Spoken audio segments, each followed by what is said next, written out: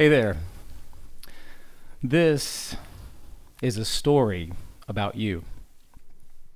See, we're in a scene, and I am your scene partner.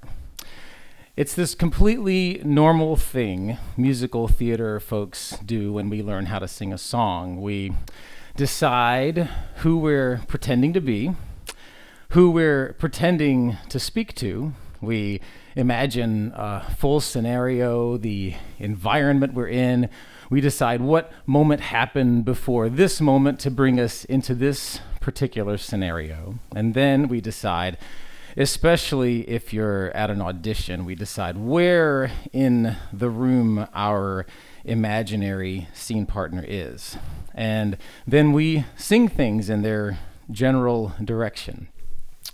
Completely normal human behavior, the kind of behavior and creative impulses that ensured our place at the popular kids' table in the high school cafeteria, elicited absolutely zero suspicious sideway looks from folks at family gatherings, and ensured a very straightforward career path with ever expanding opportunities for economic growth.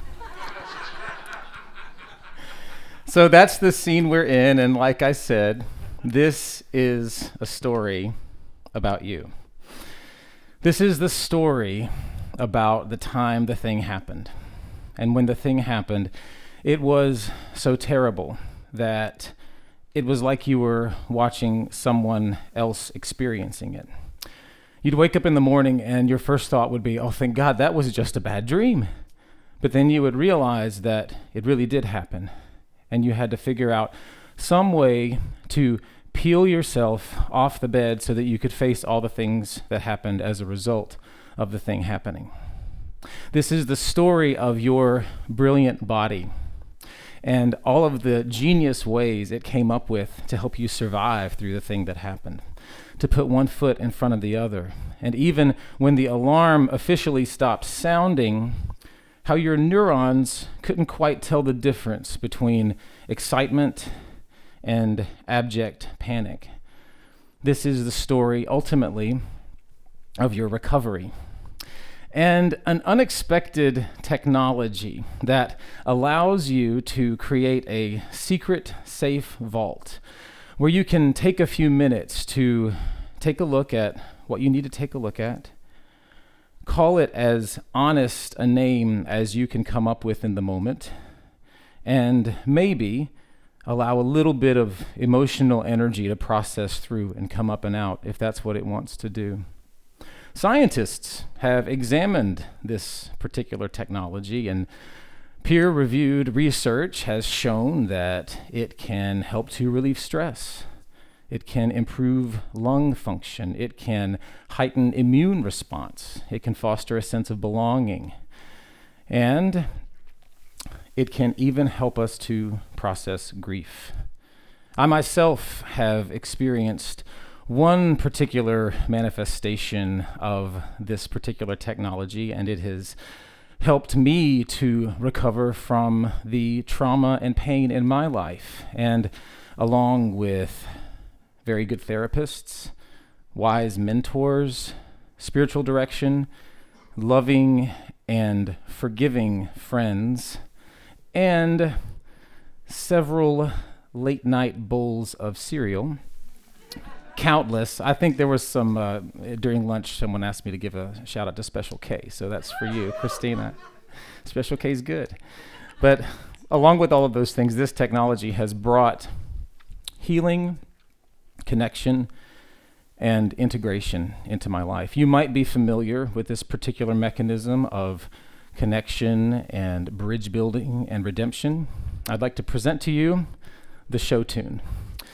Or if you're not accustomed to breaking out into song in the middle of a conversation and belting out your deepest desires to imaginary friends, it is a song written for the musical theater, usually featuring a narrative arc and a specific desire to achieve some goal.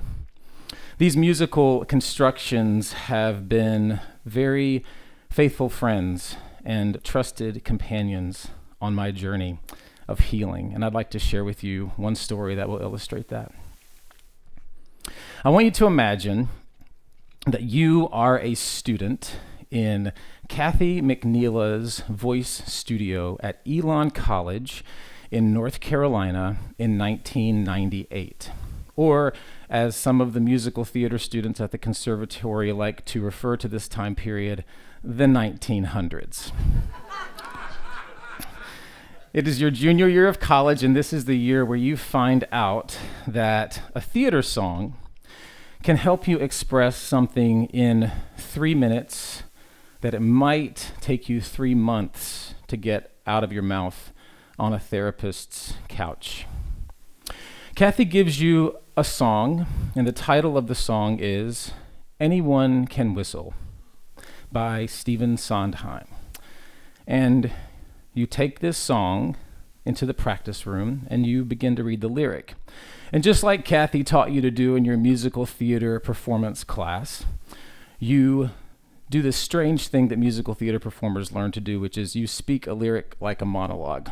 If you ever want to trigger a musical theater performer, just say, "Can you do the song as a monologue?" They'll do that, yeah. So, but you look at your music and you start to read this lyric. And it goes like this: anyone can whistle, that's what they say, easy. Anyone can whistle any old day, easy. It's all so simple. Relax, let go, let fly.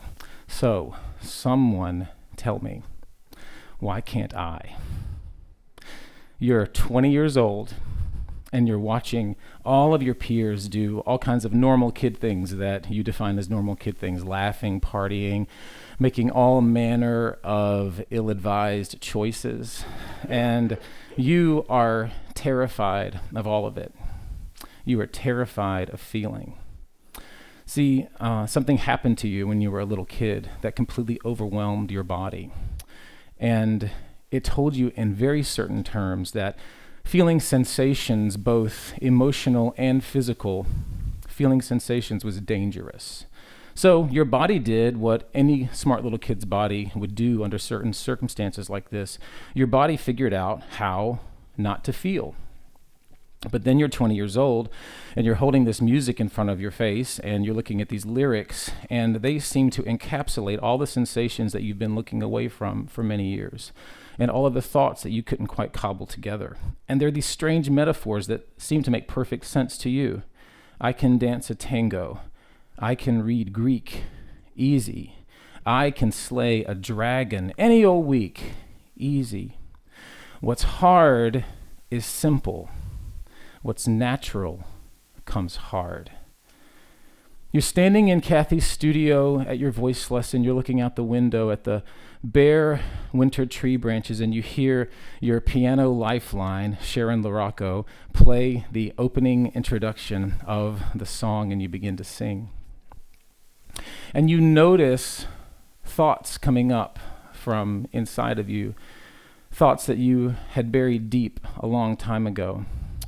And you notice that you're thinking about how no one knows what happened to you when you were just a little kid.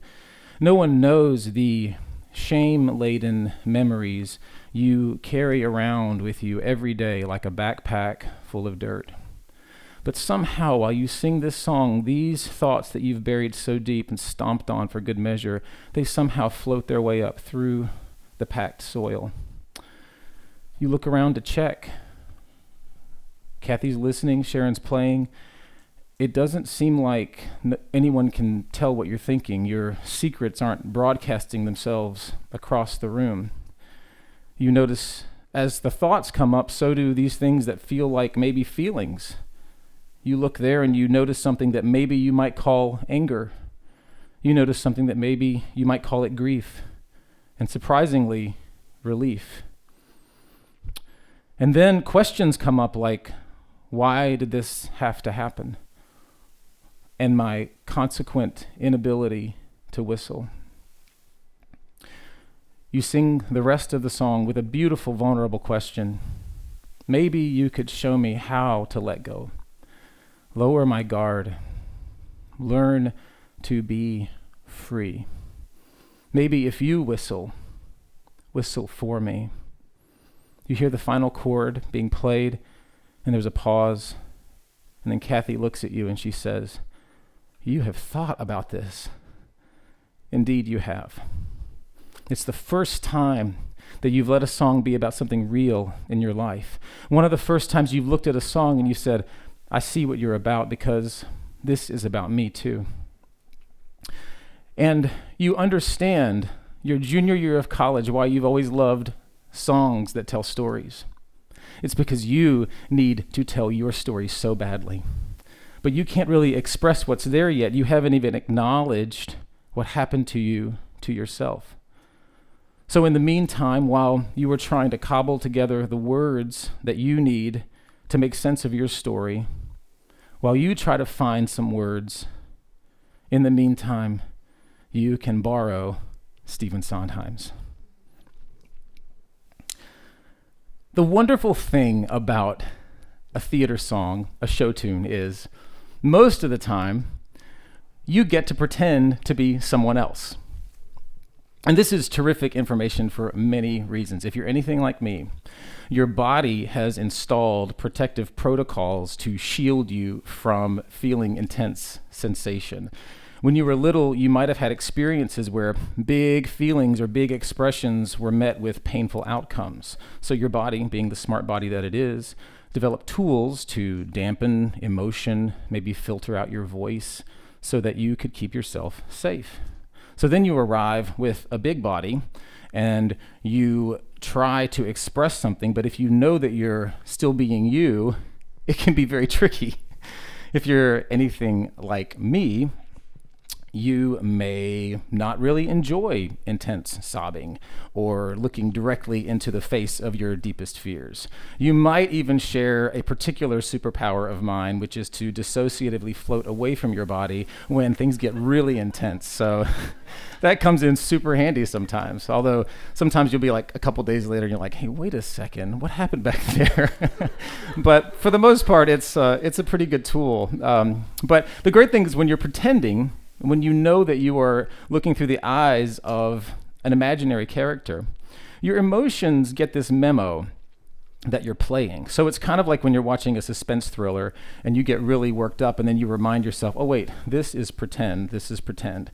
And so when you're inside of the world of a character and you get to look through someone else's eyeballs, your emotions get the same message. So they get a little bit more safety and more permission to come out and play. And then you get to practice. You're looking through the circumstances and lens of another person, and you get to practice what it feels like for an emotion to respond to a circumstance, for it to rise and have a life, and then subside. And this is a really important thing to practice because a lot of times if you spent your whole life stopping an emotion, you actually don't have the experience or witness of it having a life and then subsiding. Like, I will start crying and I will eventually stop crying. And actually, a lot of people arrive in adulthood without this information. They just think an overwhelming emotion will overtake them forever. So they just stop it before it can have a life. So this is a wonderful opportunity for us to practice emotions. And like I said, when I was singing the song, when things come up, and maybe giving them some names and identifying them. The other terrific thing that this does, it makes your noggin brain, I call it, a little more malleable, because when you get the chance to look through different people's perspectives, it makes your opinion about who you are a little more flexible. You start to realize that you arrive where you are with your identity based on a lot of factors, a lot of influences, where you grew up, multiple things that come together to create this idea of who we are. And I have found that having the opportunity to look through the lens of lots of different people has helped me take myself a little less seriously. I like to take myself very seriously sometimes. And so I just find that has been a huge help in helping me to walk the path of healing. It also develops an empathy circuit. So if I'm looking at a character whose behavior I really probably wouldn't play out in my own life, I have to meet them with understanding. And as I do that, it starts to build a bridge between me and other people in my life. And it runs me right into this other aspect of recovery and healing that I have found super, super crucial for me to look at. And it's one that we often cement over, and it's this. It's my judgments. My judgments. So my judgment puts me here, and it puts the judge-e there. The person that I like to judge is right there. And I look at the person I'm judging, and I will say, I look down upon them, and I'll say, I would never do that. I would never do that. And I'm here and they're there. And I'm feeling really rigid, self-righteous, and quite static. Yeah. So if I take a moment and I bring myself here and the person here, and I say, all right, I'm willing to have some curiosity, some empathy. I'm willing to understand. And I look at this person. I say, that is probably a path I don't want to walk.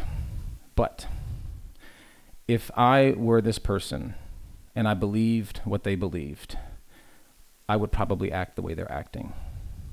So that brings up two questions that I think are crucial for the theater singer. Who am I and what do I believe is happening? I ask it, my students hear me ask it all the time. Who am I? What do I believe is happening? So I want to invite you into an exercise, just like I invite my students. I say, try the thing, see if it works. If it doesn't, we'll try something else. So I'm going to invite you into this experiment with me. Okay, so we're going to take, before I tell you what to do, there's a level from 0 to 10, okay? And we're going to keep this in like the 4 to 6 range, okay? 0 to 10, 4 to 6 range, okay?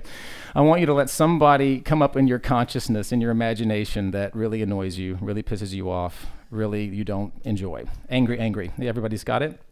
Okay, so this person annoys me, makes me angry, and I just want you to see this person, what they're doing, and go ahead and let yourself see, I would never do that. I would never do that. So let's let that happen. See how that feels in your body. I would never do that.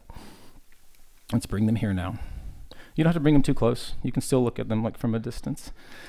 And you can say, okay, now I'm gonna ask these questions, and what I want to invite you to do is to let your body receive an answer for this question. And the good thing is you don't even need an answer. You're just going to open up your body brain for the answer on this. Who do they think they are? See what sort of information might bubble up from your body. Who do they think they are? What do they believe is happening? And give yourself a moment just to see them with that question. Who do they think they are? What do they believe is happening? You might still be pissed off. You might still be angry at them. You might still realize that behavior does not align with your values or what you would like to do. And I just want to invite you to see how your body and your emotional self might change in your point of view of that person. In my experience, it helps me loosen up a little bit. I experience this with my boys as well. We have 5 and 6-year-old boys at home. And when I have an opinion about why their behavior is wiggle waggle, it's never helpful. But when I meet them with curiosity, the energy shifts. So I want to invite you into that. So the great thing is, when we start to do that with other people, we can then maybe do that toward ourselves. So I want to invite you to think of maybe the most recent thing that you've berated yourself about. The most recent thing that you thought, whatever you said to yourself that was unkind. That thing that you knew better than, that was so stupid. Why did I do that? Let's think about that thing. And I want you to just witness yourself there in that situation. And you're going to say, who did I believe I was in that situation? And what did I believe was happening? Who did I believe I was? What did I believe was happening? I hope that welcomes in a little bit of empathy for yourself. Because I have found that this lie that we live with, if we just berate ourselves and abuse ourselves, that's the only way that we will keep ourselves in line. And I want to invite you to try another path. Maybe try this little empathy loop that the theater singer learns when they're playing a character that doesn't line up with their values. And I think that you will discover that you can get from A to B with some joy and ease, rather than sweat and this kind of face. So this has been an amazing journey for me, because as I practiced these things, I've looked inside and I've noticed that internally, the islands that fractured themselves apart in my psyche when I was 7 years old have developed a beautiful network of bridges that have connected up these places that separated themselves off so that I could survive. And this wonderful path of empathy and the receiving of love. And that's also the thing that the theater artist does. You learn to open your heart and invite people in. So I tell students all the time that when we open our heart, When we sing a song, we're sharing something. It's an act of hospitality. When I open my heart and I invite you in, or if you open your heart and you invite other people in, people can't see what's only yours to see. They just know whether or not they're invited. And I guarantee that everybody that we encounter, no matter how angry they make us, everybody that we encounter has felt like saying, what's hard is simple, what's natural comes hard.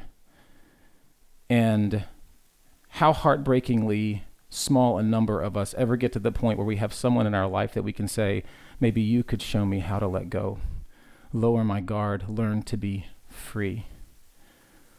But I just think if we ask ourselves, what would it be like to open this up and let this kind of thing flow? Maybe if you whistle for me. This is a story about you, and I thank you.